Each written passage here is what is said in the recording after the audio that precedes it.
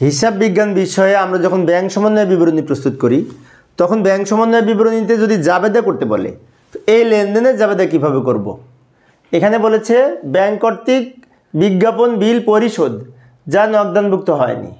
তো বিজ্ঞাপন বিল যদি পরিশোধ করা হয় তাহলে দুইটা পক্ষ, একটা বিজ্ঞাপন আর একটা হচ্ছে ব্যাংক, অর্থাৎ চেক মারফত বিজ্ঞাপন প্রদান, এরকম কথা বলছে এখানে।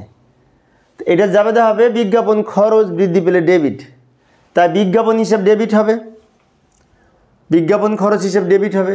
আর ব্যাংক থেকে যেহেতু পরিশোধ করেছে ব্যাংক হিসাব ক্রেডিট হবে, কারণ ব্যাংক জমা কমে গেছে, কমলে ব্যাংক হিসাব ক্রেডিট হয়।